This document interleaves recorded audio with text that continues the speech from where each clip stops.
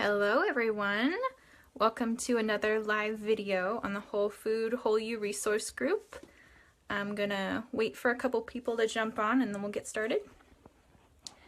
Had to start a little late today because my phone decided that it was gonna be low on battery just as I was about to hop on. So, all right, we have some people joining right now. Setting up my notes over here. I'll get started in just a few seconds. Wait to see if some other people join us. Hello!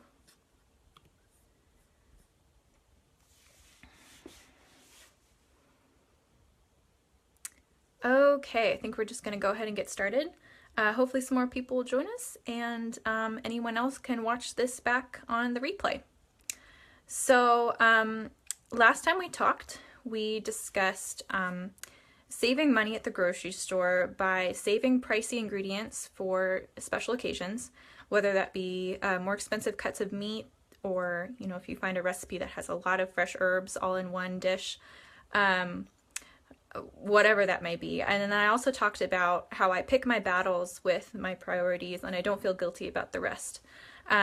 I talked about how for me that means prioritizing organic and specifically grass-fed pastured meat and eggs. And we went into a little bit of why I do think that's important, but and we might touch on that a little bit more, but let's just jump into some of these tips. I'm actually going to talk about 4 of them tonight. And you can ask questions at any time, just enter in the chat box and I can answer those. So tip number 3, leaving off from last time, is to buy in bulk whenever possible.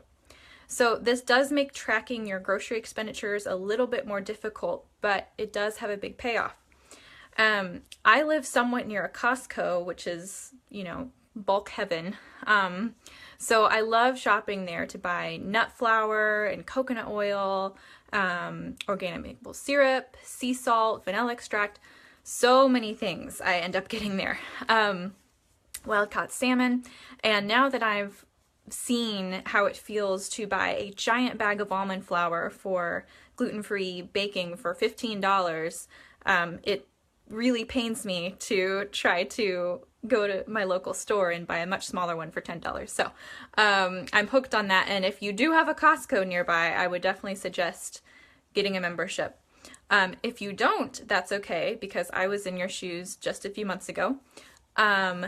I would suggest first trying to find what you can locally. It might surprise you if you look around. There are a lot of little natural food stores, or even just grocery stores with a natural food section that might have a big bulk section of nuts and dried fruit, or organic spices. I had this cute little natural food store where I lived in Kansas that had great organic spices for much cheaper in bulk than I could find at a store, organic or not. So, so once you've checked what's around you, start looking online. I would often buy coconut oil, sea salt, canned fish, like canned wild caught fish, and then some of those paleo gluten-free flours like coconut flour and almond flour online in bulk, and I would get great prices. I get great prices for that because per ounce or per item, it's much cheaper than anything you can just walk into a store and buy.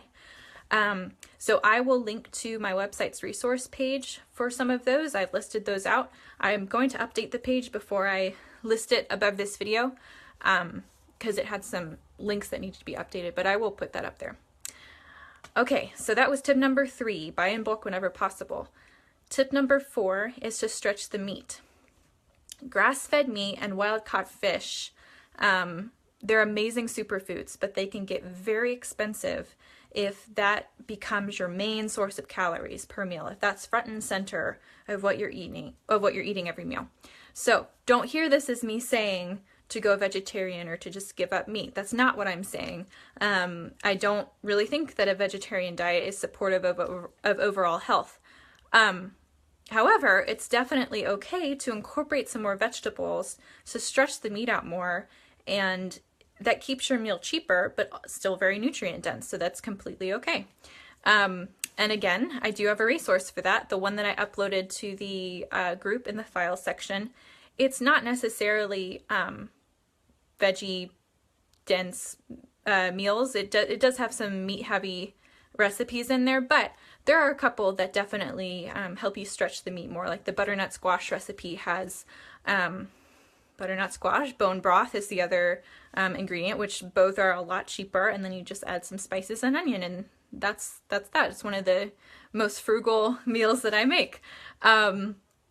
So you can go check that out. And then the Frugal Paleo Cookbook is a great resource for recipes like that help you stretch the meat using vegetables. And so I'll also link to that with my affiliate link when this video is done.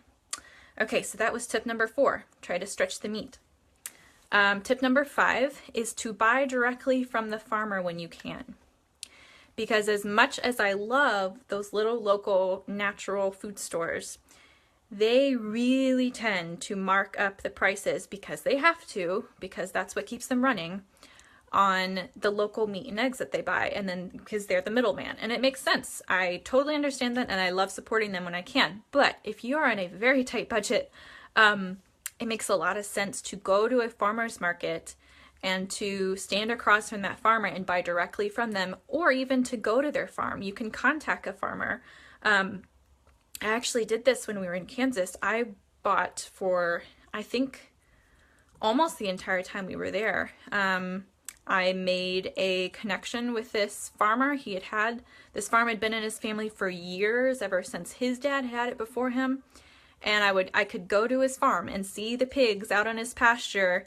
I could see the piglets. I could see that he was treating his animals correctly and ethically. And the prices that I got on pork from him were amazing. I would think probably comparable to conventionally raised pork at the supermarket, because it was directly from him. But then when I go to the little natural food store, it was marked up dollars per pound, and became a lot less budget friendly that way. So that's just something to think about. And again, convenient, no, not necessarily, to drive out to a farm or to make a extra trip to a farmer's market on the weekend. But if you go ahead and load up on meat while you're there and maybe get enough to last you for the next few weeks, that's not a big deal at all. It just takes a little bit of planning ahead. So let's see, I'm gonna visit my notes over here. Oh, you can also use your local farmer to purchase an entire share in an animal. So you're basically making a pretty hefty initial investment, because a quarter or half a cow is pretty expensive to put in your freezer. However, you are saving so much money in the long run, because you're not just getting ground beef for maybe $4 a pound. You're getting the best cuts of steak for $4 a pound, of grass-fed, properly raised, from a properly raised animal. So that is probably one of the best ways that you can save on really good quality meat. And it's on my to-do list to find a good farmer for that, since we just moved. And I'm going to link to a great article on that I've looked back on when we were trying to find a farmer for that. It's a really informative but really easy to read article on how to go about doing that and how to go about finding a farmer. I'm also going to link to a couple websites. I think it's Eat Wild and another website that I'll also link to when this video is done. You can go find, you can go on that website and actually look up local farmers in your area, and then you can contact them from there. Okay, so last tip, tip number 6, is to shop at more than one place. Again, this is kind of trading your time for dollars, and that's going to be a personal decision. Trading the convenience for saving money. So I've kind of already gone over that by mentioning buying from your farmer, shopping online to find items in bulk, but I just need to emphasize the fact that you won't find the most money saved if you're just going to Kroger or, God forbid, Whole Foods, which will suck up your entire budget very quickly. I have avoided it I completely avoided it since we moved near one because I know I will get in there and suddenly all of my money will be gone. So it might take a while to figure out, but try other stores and write down some of the prices you find. That's what I did when we first moved here. You might have noticed I posted a picture of a note on my phone with, you know, ground beef for this amount at Aldi or at Trader Joe's for this amount. And that's helped me figure out which store has the most of what I would like to buy at the best prices, and I can just kind of focus on that store. So it might take a little while, but it is worth it, and you only have to do it once. I don't actually live near an Aldi anymore, but for instance, they have great prices on produce, but their meat is kind of so-so. So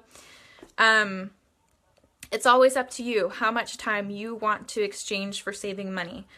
Some people are short on time, and in that case, maybe only half of these tips will be helpful. But I hope at least this will give you some ideas. And if nothing else, you can just check, if you have no extra time to spend on trying to save money on food, you can at least go check out the links that I'll post in the video, above the video when I finish. And just go from there. So I'll have links to contacting a farmer if that is something you have time for, and then I'll also link to some other things, but definitely check out the resource page that I'll post, and you can find great prices on buying in bulk online. And those are just from my trial and error, so I'm giving it to you. All right, so if there aren't any questions, I'm gonna go ahead and finish this video, and if you think of some questions once I finish, please just comment, and I will absolutely get back to you. And as always, I will post this video on YouTube as well, so you can have all the videos in one place. And I think I will do the final part, the part 3 of this video, on Saturday after Thanksgiving. So have a great Thanksgiving, enjoy time with your family. Don't talk about health, don't talk about politics. And that's all I have for you. You're welcome. You're welcome, Richard. That's my dad. All right, bye everyone.